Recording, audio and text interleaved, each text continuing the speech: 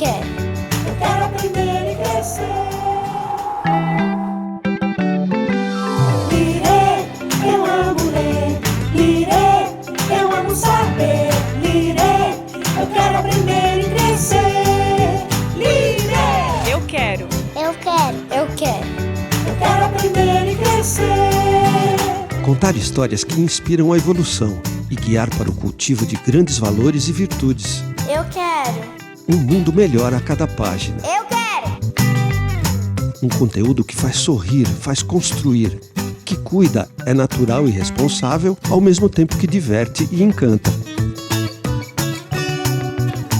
Somos uma editora que quer um futuro melhor, humano e verdadeiro. E queremos esse futuro com o coração. Lire, eu amo ler. Lire, eu amo saber. Lire, Um mundo melhor a cada página. eu adoro ler. Hi guys, I'm Raquel and Editora Lire asked me to come here today to introduce you to another episode of this amazing series called A Better World in Every Page. Do you know this book? It's called Building Castles. Have you ever built sandcastles? Have you ever felt so agitated that it seemed like there was this rough sea inside yourself? And how many times have we been through things in life that it felt like there was a storm inside ourselves? At times like that, we can't see anything, can we? So how can we transform this rough, agitated sea into a calm, happy place? Julia went through something like that when she was building sandcastles at the beach. Let's find out what happened. Building Castles, a book by Renata Antunes and Evaristo Braga. Illustrated by Juliana Góes. Julia is playing with her best friend. They are enjoying the sun that warms them up and the sea breeze that cools them down. It is a quiet playtime. The silence says much about the meaning of that moment. Suddenly, everything changes. Julia's brother comes running from the sea so excitedly that he steps on the two girls' sandcastle, destroying it all. The sun is still shining outside, but inside Julia, a storm is about to start. She gets very angry. Noticing the problem, her father quickly suggests a walk to the rocks. On the way, they see children playing. They spot a turtle and a starfish. Julia's sky begins to clear up. It is as if she's free to smile again. Julia, do you see how calm the sea is today? Her father asks. It is indeed really peaceful to look at the sea in such calm conditions. It is nice to just sit there watching it. Now, imagine if it was very angry. Did you know that when the sea is rough, we cannot see fish, starfish, or crabs? That's because the rough sea stirs up the sand, right, Dad? Yes, little one, that's why. They stay there enjoying that moment until her father has an idea. Let's go back and invite everybody to have some ice cream. Julia goes back skipping. Her father is watching her with much joy. Upon their arrival, Julia sees her brother and remembers the little problem they had earlier on. She looks at his face and for some reason remembers the calm, clean sea. She remembers what happened inside herself and thinks of the rough sea. She looks at the calm sea again and feels a great wish to hug her brother. She feels like laughing and crying at the same time. She does not know why, but she feels very happy. building castles, watching the endless sea.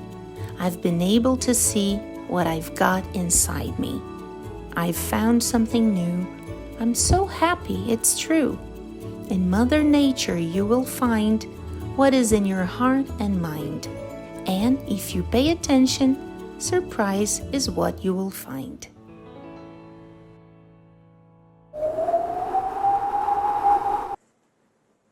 Did you like it? I loved it. My internal sea got really happy and excited as I heard the story, just like Julia's. I've learned so many things. I'm gonna tell you a few. Our internal world can be a peaceful and calm sea. Suddenly, something happens, the serenity changes, and this sea becomes messy and confusing. I've learned that when my mind is serene, I can see and feel beautiful things, just like when the sea is crystal clear. I'm sure you've also learned many important things. In fact, I'm here now to tell you that we have a super special guest. It's Renata Evaristo. But who is Renata and why is she here? Renata is the author of this book. Shall we meet her? Hello everyone, I am Renata, the author of the book Building Castles, and I am a fan of Editora Lire's books. I have a son who's 2 years old, and he loves it when I read these books to him. We both learn a lot from them, which is why I'm really happy to be a part of this series. How did you come up with the idea for this book? How did you feel when you were writing it? Well, I came up with the idea for this book when I took part of a children's literature contest, and this contest encouraged me to look back at my childhood memories, and I tried to find something worth sharing, something meaningful.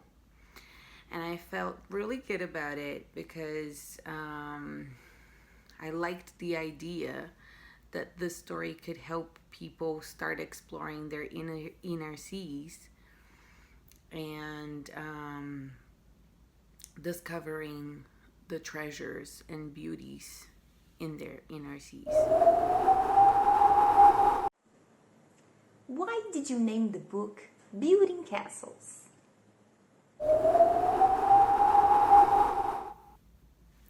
Why did I name the book Building Castles? Well, let's think about it together. What are castles like? They are usually big, beautiful places where the royalty lives, right? And so I thought that the more we learn about this inner world, this inner sea we have, the more we become entitled to the throne, let's say, of this inner world. What was this story inspired by? Have you ever experienced something similar? Well, this story is inspired by this memory from my childhood. See, I have a brother, and he's much younger than me. He's 7 years younger, in fact. And besides being younger, he and I are very different from each other. I've always liked quiet games like puzzles and block building, and he always liked more agitated activities. So one day I was building a city with blocks, and he decided he was this gigantic creature who came and destroyed the city I was building. And I guess you can imagine I didn't feel good about that at all. I didn't feel happy at all. Looking back, I realized that when I get angry, as an adult, I still get angry. And when I get angry, it seems like all the beauties in my inner sea, they disappear. Beauties such as the love I have for someone, or maybe the decision I made of trying to become more patient. And it's much like in the book when the sea is rough and it stirs the sand and you cannot see anything that's in the water. The illustrations are really beautiful. How did you choose the illustrator?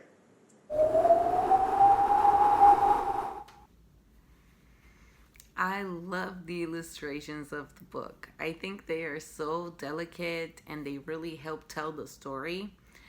I didn't choose the illustrator though. Remember, I took part in a literary contest, so the people behind this literary contest, they read the story, they reviewed it, and they did so many things, one of which was choosing the illustrator.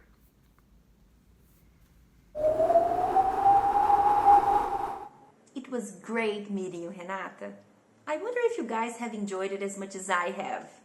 I'm sure you have. Well, you can't miss the last activity we have in store for you today.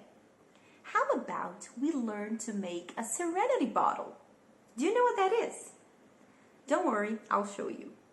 But wait a minute, what if someone can't follow everything? Don't worry, we found a solution. The video with this cool activity will be available on our Instagram and YouTube channel. Enjoy it. Shall we start?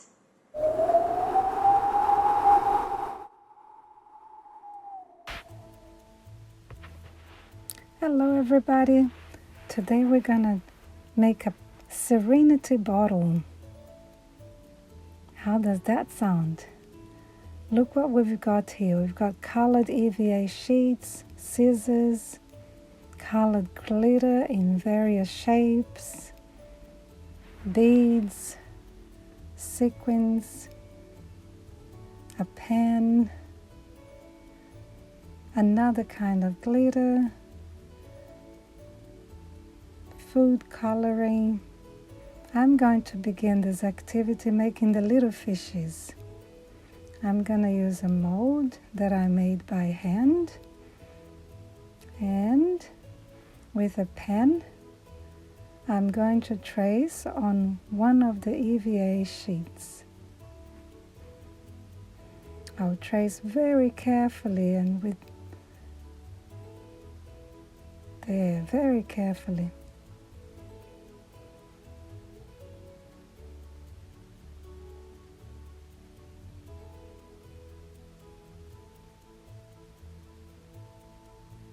Good. And with these blunt scissors, I'm going to cut them out. I can cut many fishes in different color, shape, and size. Look how pretty they turned out. Now I'm going to decorate my bottle. The first thing I'm going to do is fill it up with water. I'm going to do it very slowly and carefully so it doesn't spill.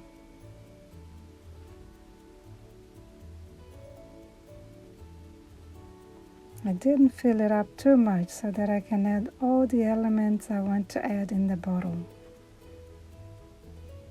I'm going to start with the beads that will represent the pebbles at the bottom of the sea.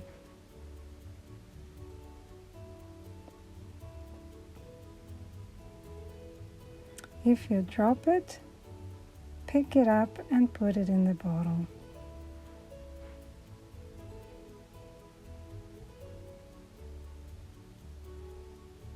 Then the glitter that will represent the sand of the sea.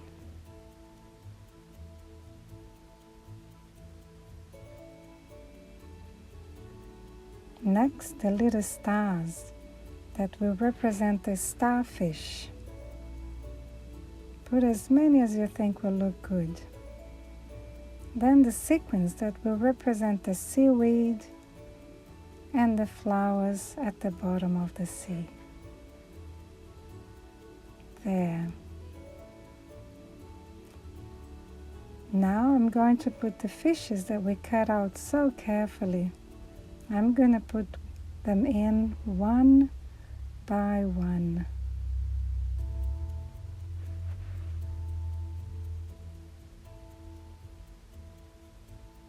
Nice. nice. Now I'm going to close the bottle. There. And shake it to mix all the elements inside. If I shake it very quickly, we can't recognize anything. That's how Julia's inner world looked, very messy. But if we shake it slowly, we can see everything. The starfish, the flowers. That's how we look when we are serene. Everything in its right place. To make it look even prettier, we can add 1 or 2 drops of food coloring. This one here is edible. When we mix it slowly, the food coloring blends in the water and makes it bluer. If we shake it really hard, very quickly, everything gets messy. And that's what our thoughts do to us. They make us angry, sad and grumpy. If we shake it slowly, we can calm our mind and we can observe all the elements. Beautiful and happy, isn't it?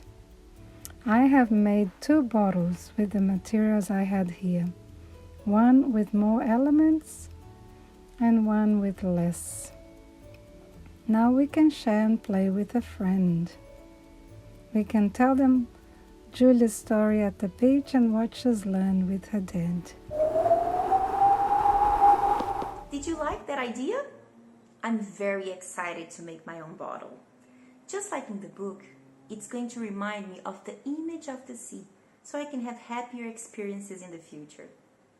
Our show is coming to an end, and I would like to thank everyone for being here. I hope you have learned and enjoyed as much as I have. Now, make sure you follow us on our socials and visit us on Instagram so you don't miss the next episode.